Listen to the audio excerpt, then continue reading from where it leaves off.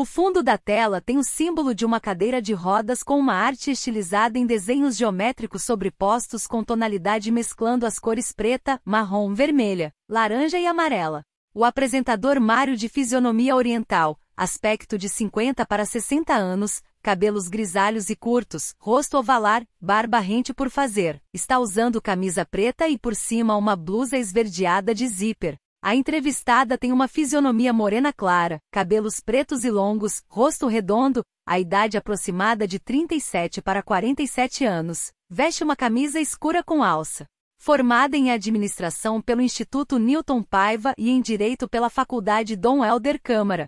Atualmente preside a Federação Brasileira de Xadrez para Deficientes Visuais, cuja gestão terminará em 2025. Como surgiu o seu interesse com relação à pessoa com deficiência visual? Assim, na verdade, não foi o interesse em si, né? Porque foi uma necessidade, né? Sim. Porque eu já nasci com um problema visual. Então, desde pequena, que eu já convivo, né, com pessoas com deficiência, estudei numa escola especial, na época, né, não havia a inclusão que hoje há, né, se você estudar em escolas normais. Havia ainda as escolas especiais, né, na época. Sim. Você entende como válido essa mudança para que as pessoas que têm alguma deficiência possam estar incluindo na educação normal?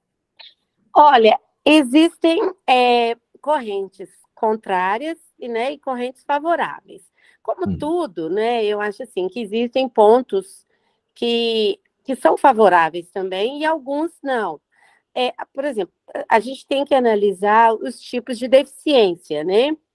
Porque eu já vi estudos que há ganhos nessa interação entre diversas as deficiências, né? As diversidades em geral, não só, né? Hoje já se fala em vários tipos de diversidades, então isso enriquece desde a criança, né? Ela conviver, porque se você esconde, e como eu digo assim, né? Como havia as escolas especiais, era como se eles ficassem, não interagissem na sociedade, né? Sim. Então, isso, para mim, é uma perda. Como eu falei, assim, para tudo há perdas e ganhos. É claro que, por exemplo, como o pessoal fala muito, né? Os pares, as pessoas se entendem, têm mais afinidades, por exemplo, né? Um deficiente, às vezes, se ele está no meio dos deficientes, é um grupo que tem uma maior afinidade. Mas isso também, à medida que ele fica só entre os deficientes, ele não interage com a sociedade de uma forma geral, como todos os outros que têm, como eu disse, perdas e ganhos, né? Porque eu lembro, assim, que na minha época, a pessoa ficava 8 anos, 8 ou até mais, numa escola, muitas vezes no regime de internato. Então, havia pouca interação. Mas, por exemplo, depois que você vai, normalmente as escolas elas atendem hoje, né, o chamado ensino fundamental. E depois a pessoa ia continuar os estudos, né, a maioria que quisesse continuar e tal, ela já ficava um pouco perdida, né, teria que se adaptar, porque os primeiros anos da vida ela foi acostumada num sistema, né? Mas eu acho assim que, por exemplo, o que precisa numa escola normal é ter apoio também para que o deficiente, né, de acordo com a necessidade de cada deficiência. Por exemplo, para uns vai ter que ter um ensino de Libras, para outro vai ter que aprender o Braille, né, para poder alfabetizar um deficiente visual. Um deficiente intelectual tem outras necessidades. Então, isso é um processo, né? A gente fala assim, você não sai de um modelo e já acha um outro 100%, né? Uhum. Todos vão ter que passar por adaptações, né? Eu entendo. Sim. Até que momento você teve a educação especial em escola especial? Então, é porque na minha família eu tenho dois irmãos com o mesmo problema que eu. É congênito, né? É, Hum, é uma deficiência que acaba sendo genética hum, e de origem genética, não foi adquirida, já foi, a gente já nasceu com o problema. Então, a minha irmã mais velha que eu, ela tinha muitos problemas nas escolas normais, porque os professores na época não estavam preparados. E é uma deficiência, a gente tem uma deficiência, não é cego total. Mas, por exemplo, não conseguia ler no quadro, né? Então, acabava que havia muitas perdas por causa disso. E sim. aí, a minha tia ficou sabendo da escola especial aqui em Belo Horizonte, né, o Instituto São Rafael, e falou para minha mãe. E aí, eu já pequena, nem não estudei os primeiros anos de alfabetização, eu estudei já na escola especial. Uhum. E aí foi até a faculdade. Então, na escola especial, eu fiquei até, na época, falava oitava série, né? Que eram Sim. 8 anos para o ensino fundamental. Hoje já são 9, mas na época eram 8. E Uhum. aí, eu estudei, e depois, do segundo grau e da faculdade, eu já fiz em escola normal. Eu Uhum. tive bastante dificuldade no início, porque a gente costuma, os professores nossos na época lá do ensino especial, a maioria era deficiente visual, e a gente então aprendia, por exemplo, eu me recordo bem, o primeiro era um exame de seleção, na verdade, que eu fiz para uma escola normal, né, para o segundo grau, e Uhum. aí eu fui fazer a prova, eu não sabia os símbolos matemáticos, para você ter uma Uhum. ideia.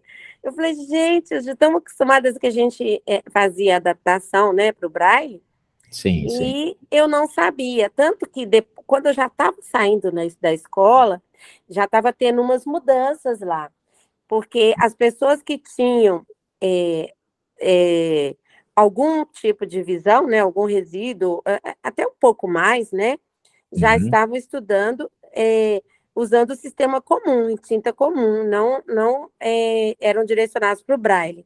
Embora a gente saiba que muitas dos problemas visuais a pessoa perde a visão, entendeu? No Uhum. meu caso, como era genético, mas ele também há umas perdas normais com o tempo, né? Por exemplo, com a idade a gente já tem alguma perda, Sim, sim. mas eu não corro o risco, né? Lógico, se fosse uma fatalidade, mas não pela doença, pela deficiência, de perder total, né? Então, igual tem Uhum. alguns tipos de deficiência que a pessoa enxerga e com o tempo ela perde, né? Então, isso Uhum. às vezes até daria um problema, porque ela não estaria familiarizada como um cego total e de repente ele perde. Isso é um problema, às vezes as pessoas já mais com idade mais já adulta, né? Tem que Uhum. readaptar. Isso é bom ouvir de você, porque você passou por isso, de fato, né? Dessas Sim. adaptações e dessas dificuldades. Isso, como não havia uma preparação para essas mudanças, isso foi um fator que desencadeou uma barreira na sua educação? Não, até que barreira não, porque assim, o que que aconteceu? Como diria, seria uma base da educação, né? A escola, na época, assim como as escolas públicas de um tempo atrás, até na década de 80, até 90, as escolas públicas, elas tinham, é, igual o meu caso, um padrão de ensino muito bom. Tanto é que quando eu cheguei no segundo grau, que hoje é o ensino médio, eu tinha uma base muito boa, sabe? Então, os conhecimentos de história, às vezes tinha a época que o professor do ensino médio pedia para eu falar, para eu explicar alguma coisa, porque a gente viu já bastante assunto com relação à matemática, às ciências, à história, geografia, então o ensino era bem bom. E aí, quando eu fui para o ensino médio, eu já tinha alguns problemas, porque, por exemplo, né, o professor, ele passava a matéria no quadro, e não dava para eu copiar, né, igual uma pessoa faria, um estudante normal faria. Então, havia uma troca até. Eu às vezes, explicava a matéria e a outra pessoa me ditava para mim, sabe? Ia lendo o que estava no quadro. E depois da faculdade, eu fiz 2 faculdades. Olha, para você ter uma ideia, eu fiz a primeira em administração. Já era um tempo, aí já foi nos anos 90, né? Eu formei em 92, final de 92, em administração. Mas eu sentia ainda que mesmo as faculdades não estavam tão preparadas, aliás, muito pouco preparadas para os deficientes. Sim. E aí comparativamente, eu fui, depois, quer ver, a tecnologia veio nesse tempo, na verdade, né? Porque os computadores, né? Os microcomputadores que facilitaram os acessos a todo mundo, eles vieram depois disso. E aí, quando eu fui fazer a outra faculdade, que foi em 2007, que foi a faculdade de Direito, eu já tive muito apoio da faculdade, a gente podia fazer a prova usando o computador, a gente podia gravar as aulas em MP3, então, aí passava depois para o computador. Quer dizer, hoje, então, a gente vai avançando mais ainda, né? E olha, em 2007 eu usava para gravar a aula, eu tinha que usar aqueles aparelhinhos MP3, e depois eu armazenava isso no computador, e você podia ter o áudio, né, das aulas. Hoje você já tem até mais recursos, acredito. Eu lembro que, você tem uma ideia, eu tinha colega que já estudou gravando em fita cassete, né? Então vai evoluindo as tecnologias. Hoje, né, hoje você tem o celular, você tem, né, os computadores já menores, né, que você pode, os portáteis. Então, hoje já tem um avanço tecnológico que facilita muito para o deficiente. Eu estou falando muito da deficiência visual, né, porque é claro que é a que eu tenho mais contato. Igual, por exemplo, eu tenho colegas que usam, né, os sintetizadores de voz para ler tudo que está na tela. Então, é outro mundo, né? O mundo da tecnologia que que vem para auxiliar, né? A tecnologia é sempre boa, né? Mas ainda sabendo usar, ela traz muitos benefícios, né? Com certeza. Então, faculdade de Direito em 2007, então provavelmente você já se formou, já está atuando? Eu me formei em 2011. E aí, na época, eu trabalhava no serviço público já. Ah, sim. É porque a minha história era toda cheia de misturas aí, assim, né? Coisas que vão acontecendo, porque eu fui para a área de informática, para você ter uma ideia. Na hora que eu falei dos computadores, quando eu comecei na área de informática, era no mainframe, não existia nem microcomputador, para você ter uma ideia, pelo menos aqui no Brasil, né? Aí, depois, eu trabalhei com aqueles computadores da IBM, eram com mainframe, né? Os grandes portes. E depois eu fui para o serviço público, trabalhei em empresas privadas e empresas públicas, e depois eu fui servidor público mesmo, servidora pública no Tribunal de Justiça. E aí, como eu estava no Tribunal de Justiça, na verdade, eu pensei em mudar de área, por isso que eu fui para a área do direito. Apesar, né, estava na área de informática lá também, e fui fazer direito, mas aí depois eu desisti, continuei na área de informática e não podia exercer o direito pela impedimento, né, que tinha. Mas você fez bem. No sentido de que o direito atualmente modernizou muito, mas ainda peca pela acessibilidade. Ah, sim. Não sei se você concorda comigo, mas a maior dificuldade que eu imagino ter para uma pessoa com baixa ou visão nula é conseguir adequar o seu conhecimento acadêmico com a prática jurídica, que agora quase tudo é digital, né? É verdade. A gente, é igual eu falei da tecnologia, ela às vezes, ela exclui, né?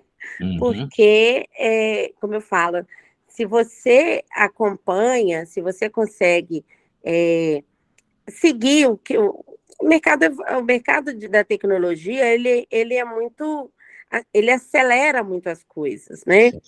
Então, para você se adaptar, e principalmente um deficiente visual, as coisas são mais lentas, né? Os passos são mais lentos do que o que é provocado pela aceleração da tecnologia, né?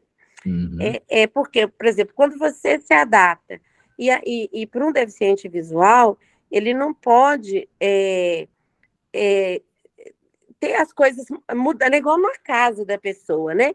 As coisas não podem estar fora, mudando de lugar todo dia, porque a pessoa se acostuma, né? Isso está em tal lugar.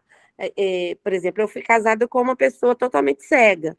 Então, eu já sabia, por exemplo, que os espaços, né? Eu tendo a baixa visão, mas, por exemplo, ter espaços com menos coisas amontoadas, né? Ter espaços mais livres, não deixar as coisas muito fora do lugar, né?